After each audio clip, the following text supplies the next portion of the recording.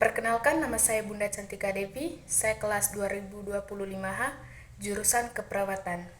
Saya akan membahas materi Jelajah Pancasila dalam Dinamika Sejarah Bangsa Indonesia dengan tema Masa Orde Baru.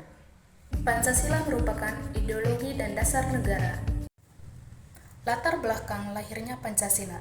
Pada sidang BPUPKI tahun 1945, para pendiri bangsa berusaha mencari dasar negara yang dapat mempersatukan rakyat Indonesia yang menjemuk seluruh ketimpangan. Latar belakang lahirnya Pancasila.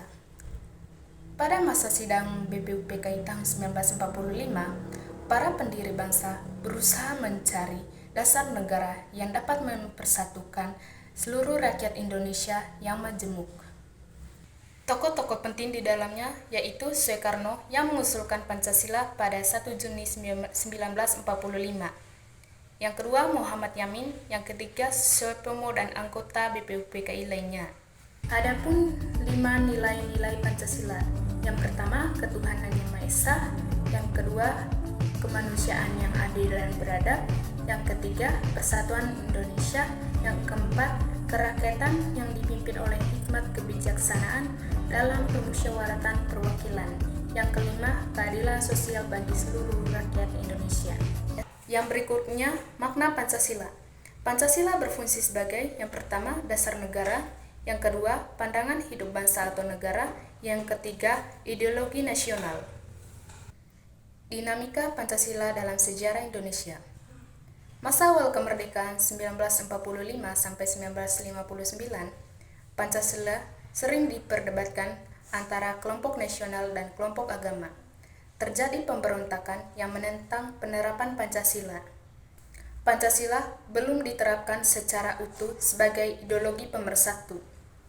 Masa demokrasi terpimpin pada tahun 1959 sampai 1965. Presiden Soekarno menerapkan konsep Nasakom atau nasionalis agama komunis yang dimaksud untuk mempersatukan ideologi bangsa. Namun, hal ini justru menimbulkan ketegangan ideologis karena komunis PKI bertentangan dengan nilai-nilai Pancasila. Hubungan Pancasila dengan masa Orde Baru yaitu Pancasila digunakan sebagai landasan ideologis dan doktrin kebijakan untuk melegitimasi serta menjalankan pemerintahan berfokus pada stabilitas dan ketertiban. Masa Orde Baru pada tahun 1966 sampai 1998. Masa yang dipimpin oleh Presiden Soeharto yang merupakan periode yang penuh dengan kontradiksi. Di satu sisi, rezim ini berhasil membawa Indonesia menuju stabilitas politik dan pertumbuhan ekonomi yang signifikan melalui program pembangunan berencana seperti DP-RITA. Namun, di sisi lain, Orde Baru juga dikenal dengan praktik-praktik otoritarianisme, hak asasi manusia, banyaknya korupsi, kolusi, dan nepotisme atau KKN. Meskipun ada peningkatan dalam pembangunan infrastruktur dan peningkatan ekonomi, kesimpangan sosial, dan keterbatasan kebebasan politik menjadi catatan penting di era ini.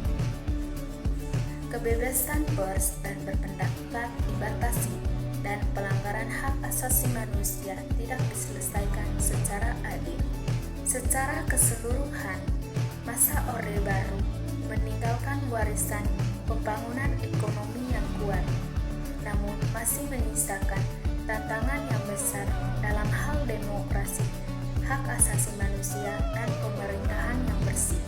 Kesimpulannya, Orde Baru menunjukkan upaya pemerintahan dalam menerapkan nilai Pancasila sebagai dasar negara melalui berbagai kebijakan pembangunan dan pendidikan ideologi. Namun, terdapat penyimpangan dalam praktiknya seperti keterbatasan kebebasan dan praktik KKN yang bertentangan dengan nilai-nilai Pancasila. Pentingnya untuk memahami sejarah ini agar dapat mengaplikasikan nilai-nilai Pancasila yang benar dalam kehidupan berbangsa dan bernegara. Terima kasih.